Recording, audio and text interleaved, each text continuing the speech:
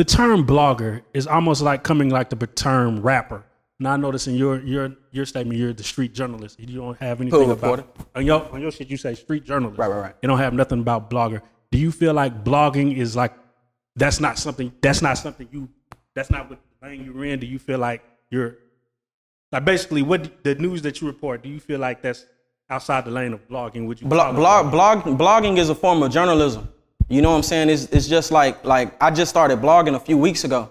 Like within this last month the blogging is the Instagram presence, not the YouTube presence. But I noticed that artists, a lot of times, even if you do have the most popping YouTube channel in the city, in the state, you know what I'm saying? And we ain't gonna get into that, but it's like artists still won't respect it because you don't have the YouTube presence. So I started blogging. But I call myself the street journalist, hood reporter because of who I look up to, who I want to be like. Like I look up to the Ida B. Wells, you know what I'm saying, George Curry's. You know what I'm saying? But we in the rap world too. So you know what I'm saying? So you gotta kind of cover the news.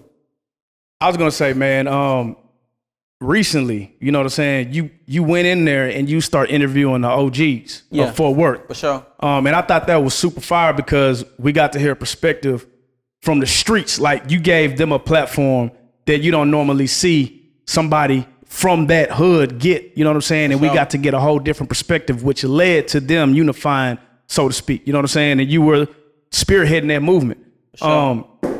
For me, it seemed like that made people give you a totally different respect. Like you can't do nothing but respect that. You know what I'm saying? When you show that side of it also. Right. What was that for you going out in the trenches and actually helping unify that situation, Stop 6? Well, first of all, shout out to Supreme because without him, I wouldn't have been able to get in touch with a lot of the OGs in Fort Worth, you know what I'm saying? Some people didn't even want to fuck with me. They looked at some of the shit I was putting out and they was just like, you know, that ain't something they want to be associated with. But Preem stood on it and he was like, shit, you know, you fucking with me, you gotta fuck with him. And so shit, but after they got to know me, you know what I'm saying? I posted one of the interviews with Action. He kind of, you know what I'm saying? He ain't checked me, but he kind of checked me in the interview. Right. You know what I'm saying? And it was like I had to respect and feel where he was coming from. So it was a respect thing.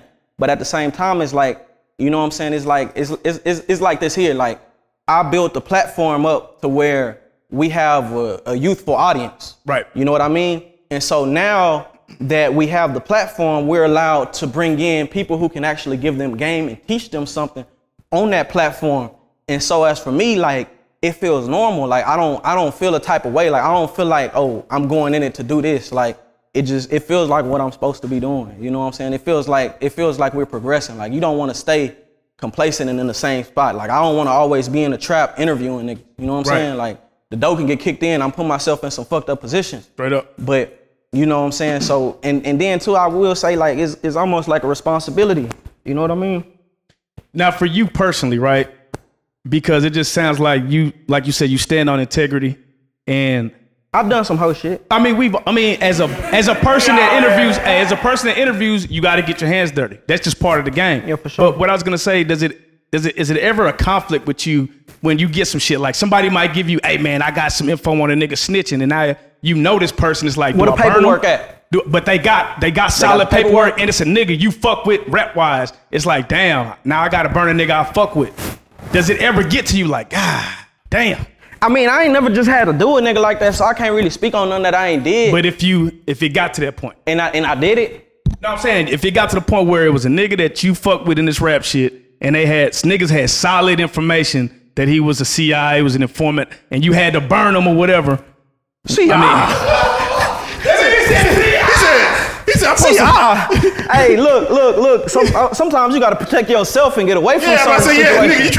You know what I'm saying? Like DJ Academics did it to 6ix9ine, bro. They, like a lot of times that will come with it. You gotta report the good and the bad on the artist. Like, you know what I'm saying? Like artists be going to jail and they want you to promote their good stuff, their music, but then they get locked up and they'll be fucked up if you promote that. But a lot of them want you to because they know it's gonna boost their clout. You know what I'm saying? So you gotta do both. But as far as the snitching situation, matter of fact, if you go watch one of my old interviews, I interviewed a dude who was accused of ranting, and I asked him on camera, like, you know, about that situation. Y'all can go watch it and make the determination for yourself. I'm not gonna call anybody a snitch, and I ain't see the paperwork. Like, there you go.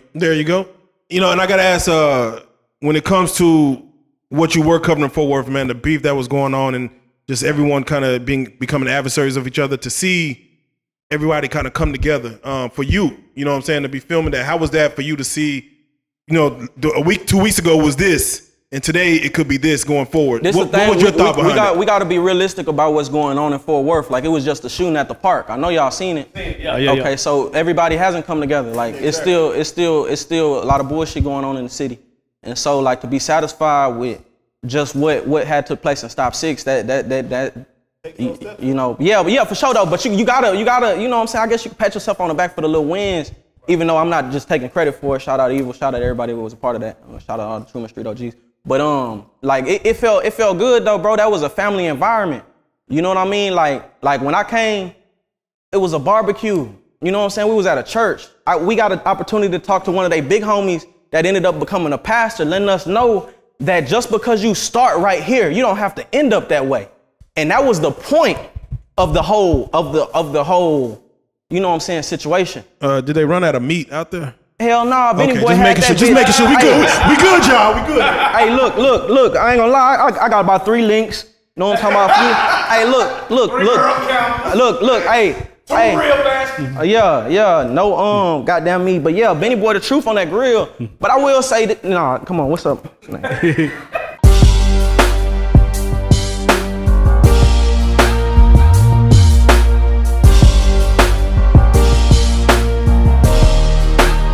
Shout out Reallyfe Street Starz, nigga. Move. Hey.